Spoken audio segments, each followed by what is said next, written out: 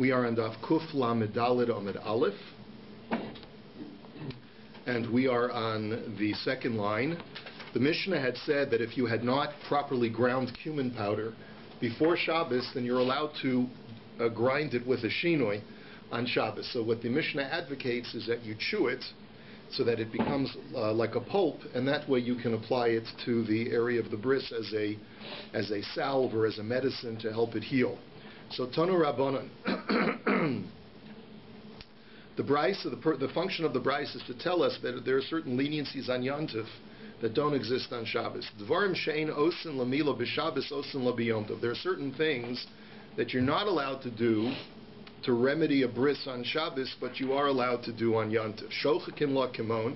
So, for example, you're allowed to grind cumin powder on Yontif. V'torfin la yayin v'shemen, and you're allowed to vigorously mix wine and oil together to apply as a salve. So Amrle Abayla of Yoseph, Maishna Kamon Biyom Tov the Chazila Kedera. So Abaya says to Rav Yosef, I don't understand. Why are we more lenient on Yontif when it comes to grinding cumin? It must be because since you're allowed to cook on Yontif, and you can use this as a spice, so then that's the justification. So Yain V'Shem and Chazinami B'Shabbos L'Chayla. But if that's the argument, then I can show you an instance where you're allowed to mix wine and oil together to provide for a sick person, even on Shabbos. And this is a sick person that's a chayla she'ein bo sakan. Even a person who's not dangerously ill, we have a precedent that says you can do this even on Shabbos. So why shouldn't we be lenient to allow a person to mix wine and oil on Shabbos? What's the case? The Tanya, ein torfin yayin v'shemen l'chola b'Shabbos. That the Tanakama says that you're not allowed to vigorously mix wine and oil for a sick person on Shabbos, but Amar Reb Shimon ben Elazar Mishum Reb Meir af torfin yayin v'shemen. He says no, it's totally permitted. Reb Meir holds, and Amar Reb Shimon ben Elazar pamechas chash Rabbi Meir b'meyav. That there was once a situation on Shabbos that Rabbi Meir had an intestinal ache. He had a stomach ache. And we wanted to mix oil and wine for him. It's not clear, to me at least, whether this was meant as an external salve for the stomach or whether it was meant to be ingested. I can't tell from the story of the Gemara. But apparently it's only medicinal if you mix it together. But he didn't allow us to do so. So we said to him, Rebbe, if you don't let us go ahead and mix this, then your psak that it's permitted to do so will be nullified, because if people see that even you, the Paisek, Rav Meir, is not permissive, then they're not going to be permissive either. So Amar Lanu Afal Pishani Omer Kach V'Chaveirai Omrim Kach Miyamai Lo Mila'ani Libi Lavor Al Divrei Chaveirai. He said that, it's true, I'm Mekel, but I've never allowed myself personally, on a personal basis, to be lenient when I know that my colleagues are more machmir. So you see, says the Gemara, that it's only himself personally that he was machmir, but for the rest of the Welt, he said that it's okay. So you see, and we know that we normally go like Reb Meir because he's the Stam Mishnah. So why isn't it permitted to mix wine and oil on Shabbos? So the Gemara answers, Hasam lo boy lika, hacha boy lika. Answers the Gemara that in the case of where you want to help a sick person who's got a stomach ache, you don't have to mix it vigorously, but in order to apply it to a wound as a salve, you need to mix it vigorously, and that's what we don't permit. So the Gemara says, Hachanami ni avid velo leilech. So the Gemara says, well then let the Mishnah tell me that I'm allowed to mix it just as long as I don't mix it vigorously. So the Gemara says, yes, Hainu de Ketani no sins bifnei asmo v'zeh asmo. That's exactly what the Mishnah means when it says you have to apply them separately. It doesn't mean you have to mamish take two containers and put one with the oil and then put the one with the wine. You can mix them in one container as long as you don't scramble them vigorously. That's really what our Mishnah means. Welcome back, Mendel. Nice tan. Take us with you next time. Tanu Rabbanan. The Brisa now says, Ein misananin es hachardol b'misnene shalo. Continuing our discussion of what activities are permitted on Yontif and what are not. Really, this is a continuation of what our discussion was as far as We talked about grinding cumin on Yontif being permissible. So here's something that that the Tanakama says that you're not allowed to do. You're not allowed to pass mustard seed through a sieve on Yontif because it looks like you're doing an act of borer, and certain kinds of borer are not permitted even on Yontif. And you're also not allowed to take a hot coal and stick it in mustard seed. Now, the reason people used to do that was to sweeten it. How would you sweeten it? By toasting it. So many times when you toast different kinds of seeds or grains, it removes the bitter edge off of them, right? So that's what you want to do. So you're not allowed to do that on Yom Tov. So Amalei Abayla of Yoseph, Maishna Mehadidnan. So Abaye says, Rabbi Yosef, I don't understand why you can't put mustard seed through a sieve. He says, we know that there's a Mishnah that says, Nosnim Beitza b'misnenes shel chardal. We know that you're allowed to pass a raw egg through a mustard sieve. So why can't you do that with mustard seed? So Amalei Hasam lo mechsi kibor, hacha mechsi kibor. Rabbi Yosef said that in that situation, there's no waste product with a raw egg. The only reason why you pass the raw egg through the sieve is because that'll help it look nicer when you want to serve it, when you cook it. If you first put it through a sieve and then cook it, apparently it has a better aesthetic appearance to it. I'd never tried this before. But over here, when you pass mustard seed through a sieve, it looks like borer. Tosfos says it's not really borer because even the stuff that stays in the top of the sieve is still edible, but it looks like borer. You're not allowed to toast the mustard seed to make it a little sweeter. But there's a brisa that says pum fakir that you are allowed to. The difference is one brisa is talking about when you're using a hot coal that's metal. In other words, it's not really a coal; it's just a hot piece of metal. And you stick it in the mustard seed and it toasts it. The other case that's mutter, that's perfectly fine. The case which is not okay is where you take a hot ember where there's some carbonization at the edges of it, which is where there's still a little bit of burning ember in there, and by sticking it in the mustard seed, you're causing that ember to extinguish. That extinguishing does not take place with metal, but it does take place with a coal. So Amalei Abayla of Yosef, Maishnomi Bisra Gumri. So Abaye says, well, you're telling me that I can't ever extinguish in the course of cooking? What about placing raw meat on top of coals? There invariably the juices seep out and they cause some extinguishing to take place. So Amalei Hasan Lo Efsher Hacha Efsher. So he said to him, the difference is that if it's in the normal process of cooking, and that's the only way to cook the meat, so then it's okay. But here, you don't have to do an act of extinguishing to toast your mustard seed. Just use a hot item that doesn't have an ember in it, and then you're okay. So Amalei Abaye Rav Yosef Mahu Legabe. So then Abaye asked Rav Yosef, are you allowed to make cheese on Yontif? We know that that's one of the malachas of Shabbos. You're not allowed to do gibon, because it's like a form of kneading. So Amalei Aser. So he said to him, no, you're not allowed to. So he asked him, Maishna Milisha, but you're allowed to knead dough on Yontif, so why can't you make cheese? Making cheese, I once made cheese. You add a curdling agent into the milk. You separate the curds from the whey, and then you take the curds and you roll them into a ball, and you make it into whatever shape your cheese wheel is going to look like, right? So that's like a kneading process. So Amarlei, Hasam lo efsher, hacha efsher. So he said, he says, when you want to make fresh bread, the only way to make it is by making it on Yontif, because you can't make it before Yontif. I mean, you could, but it won't taste as good. And the Torah permits you that whatever will be compromised in its flavor, if you make it before Yontif, you're allowed to make on Yontif. But cheese, if you make it before Yontif, you're not compromising the quality or the flavor of the cheese by making it before Yontif, and therefore you're not allowed to make it on Yontif. So for the Gemara, v'hamri nahardoi gvina bastioma ma'aliyah. But don't the rabbis of Nahardah say that freshly made cheese is healthy? So how can you tell me that you're not compromising the cheese by making it before? The Gemara answers, Achi kamri da'afilu gvina bastioma ma'aliyah. No, what they mean is that no, the aged cheese is better, right? It's that even freshly made cheese is healthy. But surely aged cheese is even healthier. So therefore, we can't sanction making cheese on Yontif because you can always make it before Yontif and it'll taste even better. Let's go on. Ein osin lachaluk v'chulei. The Mishnah had said that you're not allowed to make a professional kind of sleeve to fit over the penis after the bris, the reason why we explained that a person would do that would be to hold all of the skin in place so that during the healing process, the remaining skin that's around the shaft will not creep up and attach itself to the corona or the glands of the penis. So Amar Abaye, but you're not allowed to do that because it involves a sort of manufacturing process. But the Mishnah says you can take rags or you can take other fabric and wrap it around. So Amar Abaye, Amar Li Aim, my mother told me. Now Rashi says it wasn't really his mother. Abaye was an orphan. So his aim was his foster mother. In other words, it was his mother, that the woman who raised him. She was apparently a very wise woman. We find her quoted many times throughout Shas as the most woman that was quoted. Yeah, is that right? She's quoted all the time, and she apparently knew a tremendous amount of stuff.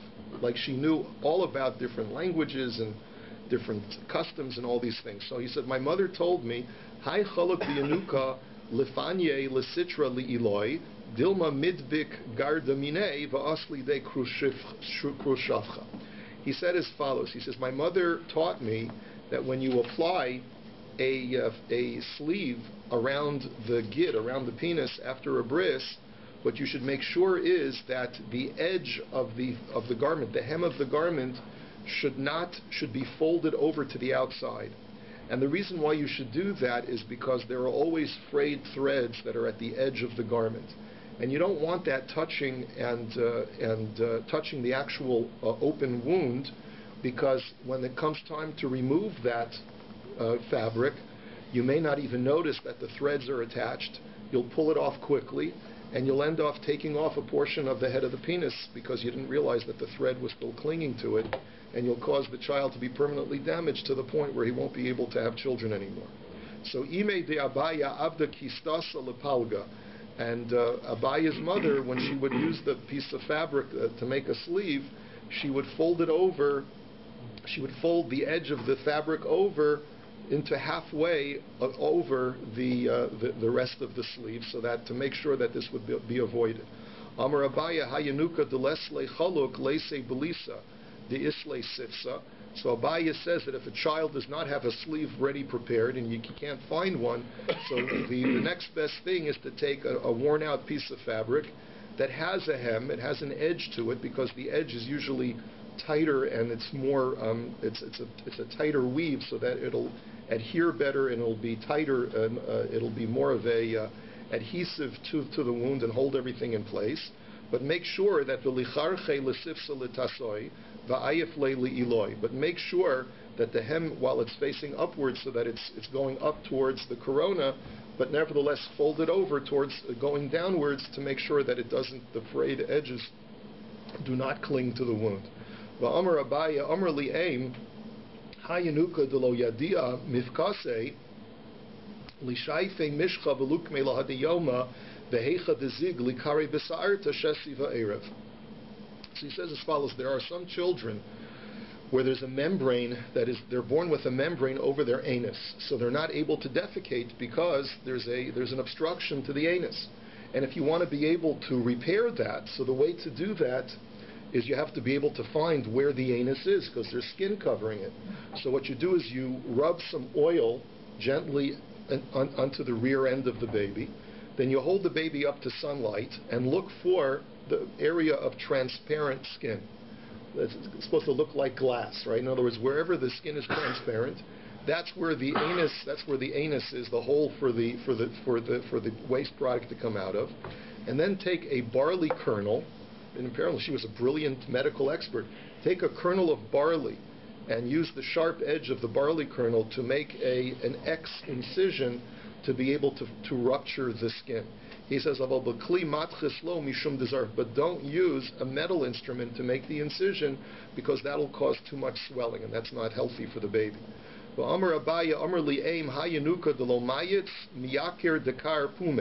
He says, if you find a child who doesn't have the ability to pucker his lips and suck to nurse, it means that his lips are cool. That's one way of just explaining that his muscles have not yet been stimulated to learn how to be able to pucker and suck.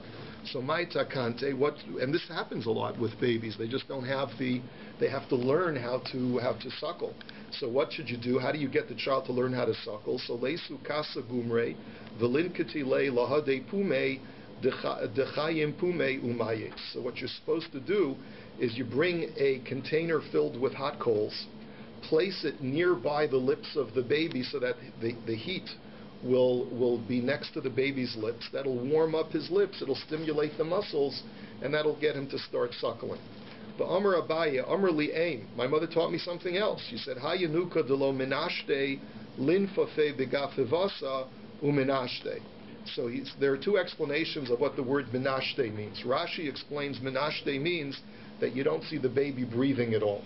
So the Aruch, however, says that the word minashte comes from the word sheten, which means urinates. That if you notice, the baby hasn't pished at all. So there are two explanations, but it's the same remedy. Take your pick. So what should you do? Take a fan or a bellows and fan air into the baby's nose, according to Rashi, in order to get him to start breathing. And according to the Aruch, I guess fan it by the area of where he's supposed to urinate from, and that'll start to get him going. V'amar Abaye, Amar Li Aim, Hayanuka de lo ma'avi, leisu slita di'ime v'lishurke iluye uma'avi. If you see that a baby is breathing with difficulty, meaning like Rashi explains, that he does breathe, but it's sort of like a labored breathing, right? Is that what you said, Mark? Yeah. Oh, okay.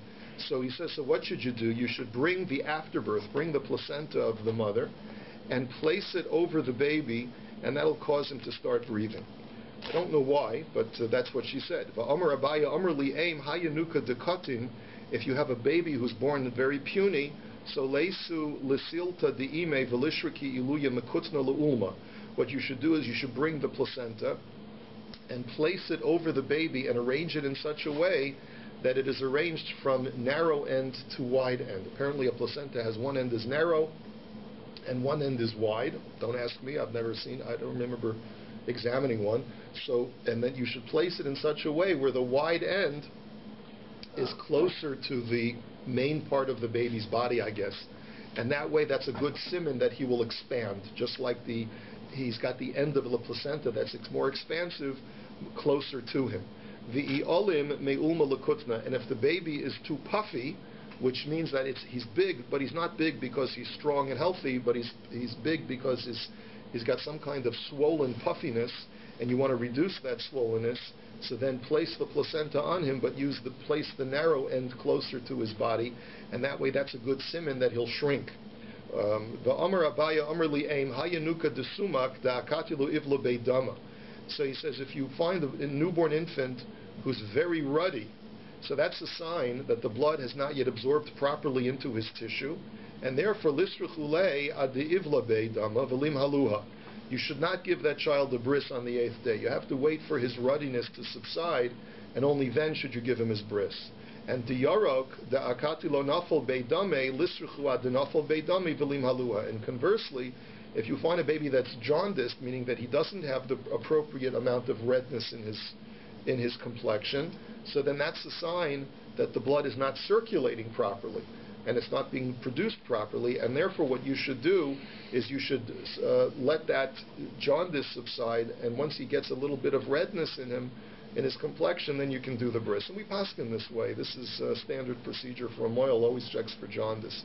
The Tanya Amr Rab Nassan, that Rab Nassan Habavli once stated as follows, Pamecha salachti lekirche hayam.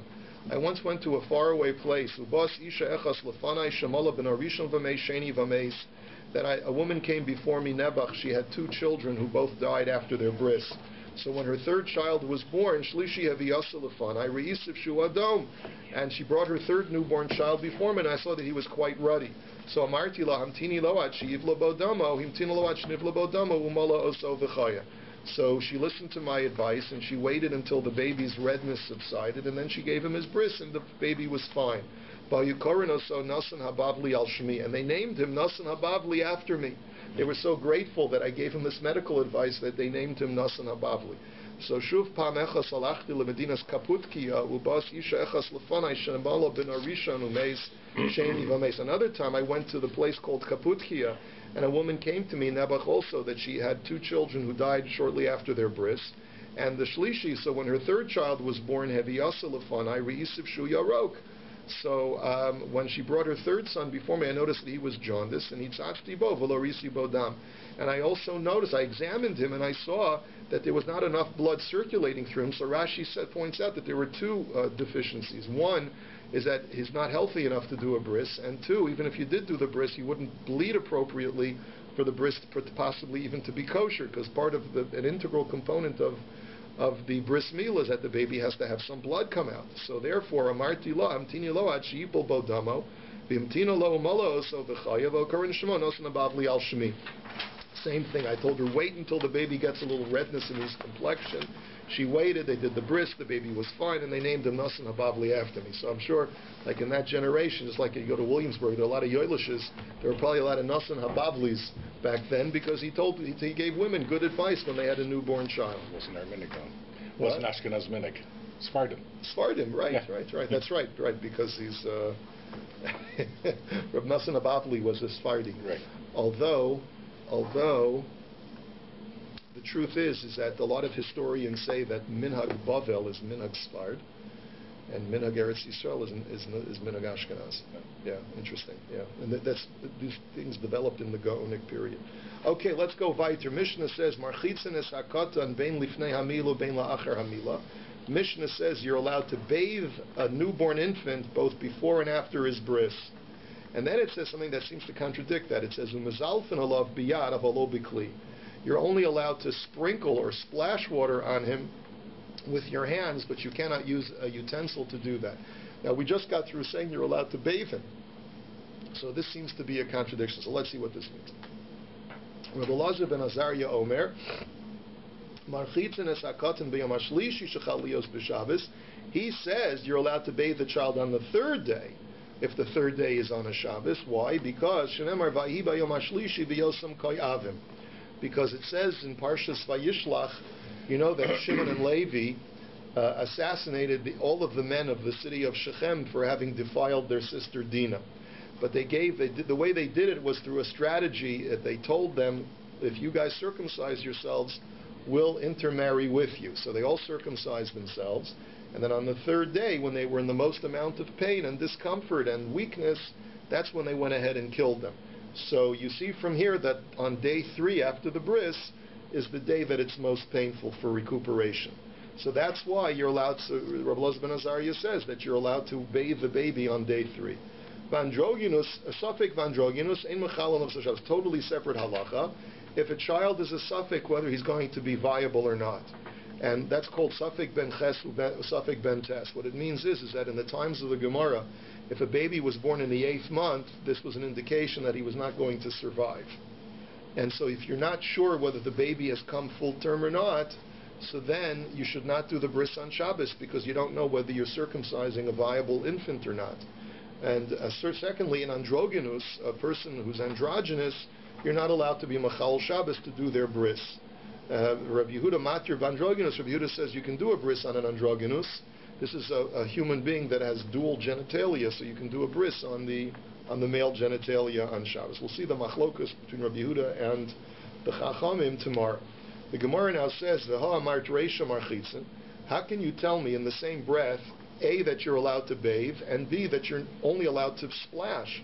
Which means you're not allowed to bathe. It's a direct contradiction. So Rav Yehuda v'Rabba baravua darmi teravayu keitza tani marchitzen esakatan bein lifnei mila bein la'achar mila keitzad mizalfan alav biyad avalo bikli. The way that you understand our mission is that it's a keitzad explanation, meaning that when we told you in the first line of the Mishnah that you're allowed to bathe, the question is, bathe is a generic term. It could mean just to clean the baby with water. So how do you bathe him? You can only bathe him through splashing water on him, and only with your hand and not with a utensil. So Amar Rava, v'hamar chitzin katani. Rava says that's not what the word marchitzin means. It's not just a generic word. Marchitzin implies immersing in water. So therefore you can't say that. So Ela Amar Rava hachi katani. Marchitzin es hakatan bein milifnei hamila bein la'achar hamila. Vayom Arishon Kedarko, that the way Rav understands it is that the Mishnah is giving you a full heter, that on the day of his bris you can bathe him completely, immerse him completely in water, both before the bris and after the bris. And Uvayom Ashlishi Shechalios B'Shabbos Mizalfen Olav Biyad Avalo B'Kli. On day 3, that's when, if it falls out on Shabbos, we don't allow you to fully bathe him. You can only splash water on him with your hand. And Rabbi Elazar ben Azariah Omer Marchitzin Esarkotin Bayom Shlishi Shechalios B'Shabbos. And that's where Rabbi Elazar ben Azariah disagrees. He disagrees in the second case on day 3, where the Tanakama says you can only splash. He says, no, you can immerse the baby also on day 3. Shenemar Vayhi Bayom Ashlishi Biyosam Koavim. As it says that on day 3 they were in pain. Now, Tanya Kavose de Rava, we have a brisa that supports Rava's interpretation. What does the brisa say? Marchitzin akotin ben lifnei mila ben la'achar mila b'yom rishon kedarko v'yom shlishi shechalios b'shabbos mizalfen alav biyad. Exactly as Rava had said, that if it's on the day of the bris, falls out on Shabbos, and you can bathe him normally, immerse him normally, both before and after the bris. And if day 3 falls out on Shabbos, then you can only splash with your hand, but not immerse him. And on that, Rabbi Elazar ben Azariah Omer, Marchitzin esakatim b'yom hashlishi shechalios b'shabbos. And he says, no, you can even immerse the baby on day 3. Ve'afal pi shein raya l'davar zecher l'davar. And even though I can't prove it to you from Scripture, but we have an allusion to this from Scripture, which says, Shenemar vayi b'yom hashlishi b'yosam kohavim. As it says that on day 3, when they were in pain, so you see that day 3 is the most painful period, and that's the justification for immersing normally. Now, then the last line of the brisa says, "Uchashein mezalfen, ein mezalfen lo bekos v'lo bekara v'lo bechli elo biyad." And so the Gemara explains that asan l'tanakama. The last line of the brisa says that when we said that you're allowed to only splash, you can only splash or sprinkle with your hand, but not with a utensil. And explains the Gemara that this last line is a reference to the Tanakama, not to Rabbi Elazar ben Azariah. Because Rabbi Elazar ben Azariah says you can fully immerse. So therefore, it's going back on the Tanakama, who says that on day 3 you're only allowed to splash. So now the Gemara's question is, "My afal pi shein raya l'davar zeicher l'davar." What does the brisa first of all mean when it says that even though I can't prove it to you, I have an allusion to it? What do you mean you can't prove it? Isn't Scripture quite explicit that on day 3 is the most painful time? So the Gemara answers no. Mishum degadol lo solik bisra haya, katan solik be bisra haya. The answer is because there's a fundamental difference in the healing process for an adult versus an infant. An infant heals very rapidly, so therefore that by day 3, an infant is not in pain at all. I've had this experience as a moil many, many times. We know that it's only for the first 24 hours at most that the baby has any discomfort after his bris. By the next morning, the baby's already forgotten that he's had a bris. The only people who are traumatized are parents. The baby's fine, right? So by day 3, for sure, you look at it and it looks like it's almost healed. So therefore, They don't feel pain? they do feel pain, but only for the first 24 hours at the most. No, not afterwards, no. Sometimes you can get, sometimes a fissure could form, afterwards, but it's not that common. Anyway, so that's why Rabbi Elazar ben Azariah says that it's only a zecher l'davar, it's only an allusion to this idea that you're allowed to immerse the baby on day 3, because it's really only by adults that day 3 is the most painful, but not for infants. Ahu da'asa l'kamei de Rava, orile kishmaite, and ichlash Rava. There was once a case where the people asked Rava the Shaila if they could bathe their baby on the day of the bris on Shabbos, and he gave them a full heter, go ahead and bathe him completely, because he explained to them his taich in the Mishnah. Then, soon later, Rava became ill, and he thought that this was divine punishment for misinterpreting the brayso. Amar Rava, Bahadi Targimna Desavi Lamali. So Rava says, Oi, why did I argue with my colleagues in the explanation of this Mishnah? I should have listened to what my colleagues said and interpreted it their way, that they hold that you're not allowed to bathe the baby at all. Even on day 1 of the bris, you're not allowed to bathe the baby directly. You can only splash water on it. So Amrle Rabbanan l'Rava v'hatanya kavase demar.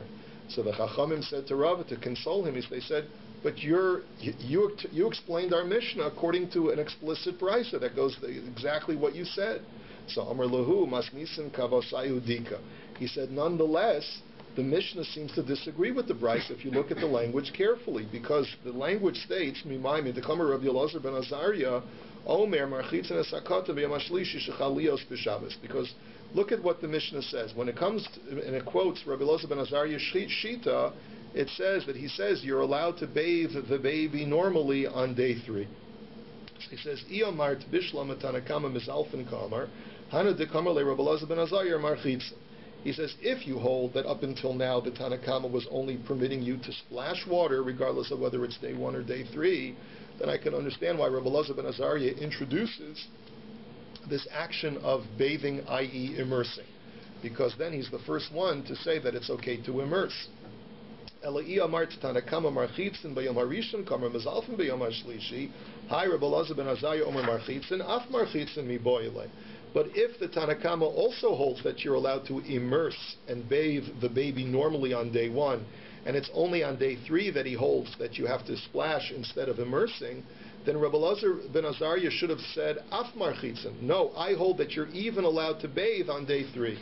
Because then he would be responding to something that the Tanakama had already discussed, which is bathing. You know, Tanakama says you can only bathe on day 1, but not on day 3, and Rabbi Elazar ben Azariah says you can even bathe a baby on day 3. That's what the Mishnah should have said, but it doesn't have the word af, so therefore it implies that Rabbi Elazar ben Azariah is the first one who's introducing the concept of marchitzin, of fully immersing, and that's why it doesn't say af. So therefore Rava was upset because he realized that perhaps he had misinterpreted the Mishnah. He also Ravdimi Amar Rabbi Elazar halachak Rabbi Elazar ben Azariah. They said that the halacha is like Rabbi Elazar ben Azariah, that even on day 3 you're allowed to fully immerse the baby. So Habu ba b'ma'arava harchatzas kol gufo or harchatzas mila. So the question is, according to Rabbi Elazar ben Azariah, are you allowed to immerse only the area of the bris where the wound is, or can you immerse the entire baby in warm waters? Amar lahu hahu merabonin v'Rab Yaakov shemei misnavra harchatzas kol gufo. Disal gadaita harchatzas mila migora mechaman al gabi maka. The Amarav ein monin chamin v'shemim el gabi maka v'shabes.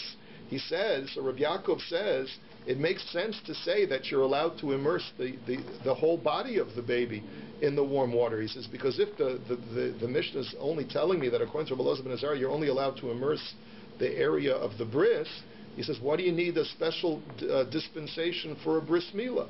We know that any time a person is ill, even a chola she'ein bo sakana, you're allowed to use warm water to apply to the wound in order to help him feel better.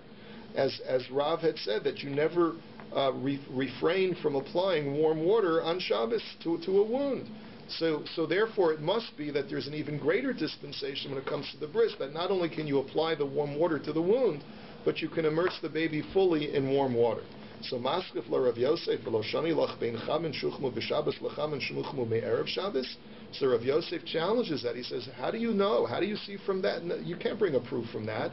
That halacha that you're allowed to use warm water for a person's injury on Shabbos is talking about where the water was warmed up before Shabbos. We're talking about in our Mishnah that where water was warmed up, even if you're allowed to warm up water on Shabbos for the sake of applying it to the child. So that's no proof that you're allowed to fully immerse the baby's body. Maybe really you're only allowed to immerse the place of the bris, and the chiddush is that you're allowed to warm up water in order to do that for the baby. So maskef la ravdim mimai dahacha bechamen shuchmu b'Shabbos pligi damu bechamen shuchmu be'erev Shabbos pligi. So Rav Dimi says, where do you see from our Mishnah that you're allowed to heat up water on Shabbos? Maybe our Mishnah is also only telling you that you're allowed to use water that was heated up from before Shabbos. You can take it from the hot water urn. So Amar Abaya Ana Ba'oi Di'ishnile the Kadam Eshanile Rav Yosef Mipnei Shesakana Hu Lo. Abaya says, I wanted to respond to Rav Dimi and explain to him why, of course, it's permitted to warm up hot water on Shabbos for the sake of this infant. But Rav Yosef jumped the gun and answered him before I had an opportunity to do so. Rav Yosef explained, well, what are you talking about? There's a potential sakana here for the baby if you don't bathe him in warm water. He could get sick and he could die, chas v'shalom. So therefore, of course, you're allowed to warm up hot water for the baby. And therefore, you have no raya necessarily that you're allowed to fully immerse his body, because the chiddush of our Mishnah is that you're allowed to heat up water on Shabbos for the sake of the baby. Itmar nami ki asa rabban amar rabavohu amar rabbalazar amar la amar rabavohu amar rabbi Yochanan halachak Rabbi Elazar ben Azariah. They said also the halachas like Rabbi Elazar ben Azariah that not only on day 1 are you allowed to fully immerse the baby, but even on day 3, and you can use bein b'chamin shuchmu b'Shabbos bein b'chamin shuchmu me'erev Shabbos, and you can use both water that was heated from before Shabbos, and if you don't have that water, you can even heat up water on Shabbos. And bein harchatzas kol hufo, And you not only can you bathe only the area of the mila, but you can immerse his entire body because we consider it a sakana if the baby is not properly immersed and warmed in warm water. Gufa, Amar Rav. Rav had said, let's go back to that statement of Rav who said, Ein monin chamen v'shemen mi'al gabi maka b'Shabbos, that we never refrain from applying warm water and oil as a salve to a wound on Shabbos. So Shmuel Amar nosin chutz lamaka v'shoses v'yorid lamaka, and Shmuel disagrees.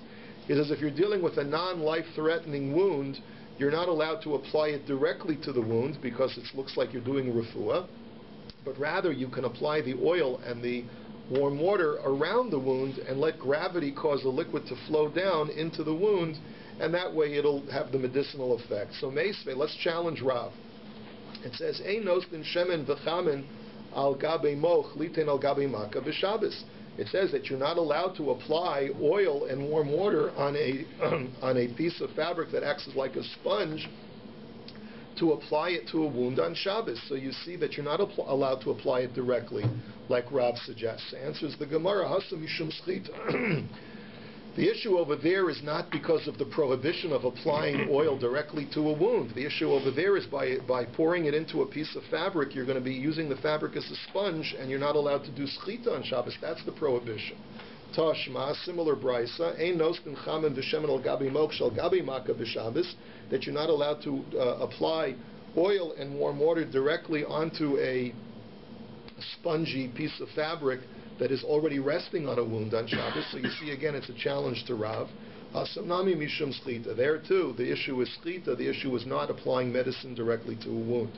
Tanya Kava Asadi Shmuel, and yet we have a brisa that supports Shmuel. The brisa says, Ein nostin chamen v'shemen al gabi maka b'Shabbos, that you're not allowed to apply hot water, warm water, and oil directly on a wound on Shabbos. Aval nostin chutz lamaka v'shoses v'yorid lamaka, but you are allowed to place it around the wound, and gravity will cause the liquid to flow onto the wound indirectly. So that's, you see, exactly like Shmuel. Tana Rabbana, nostin al gabi hamaka moch yavesh uspug yavesh, avalo gemi yavesh v'lo ksisin yavesh. So the brisa says something a little bit cryptic. It says that you're allowed to, on Shabbos, place a dry moch. A moch is a spongy kind of fabric, and uspug yavesh, you're allowed to place a sponge. As long as they're dry, you're allowed to apply them to a wound on Shabbos. But the thing that you're not allowed to apply is a piece of gemi, which is like a leaf, a soft leaf which could be used as a bandage, nor can you apply ksisin yaveshin, worn out shmatas that are dry. Now, the Gemara says, kasha ksisin aksisin. It seems to be a stira, because a moch is also shmatalach. A moch is also pieces of fabric that have a spongy quality to them, but that's the same thing with ksisin. That seems to be the same thing. They're both rags. So how do you reconcile that? So the Gemara says, lo kasha, ha-bechadati ha-ba'atiki, that there's new rags and there's old rags. New rags that have not been used before have a curative power that when you apply them to a wound directly, they help to heal the wound. And therefore, if there's no sakana involved, you're not allowed to apply them directly because it looks like you're administering refuah on Shabbos. Whereas if they're old rags, it's just there for protection, but it's not going to have that medicinal effect, and therefore you're allowed to apply it directly even on Shabbos. Amar Abaye Shma Mina Hani Ksisin Masu.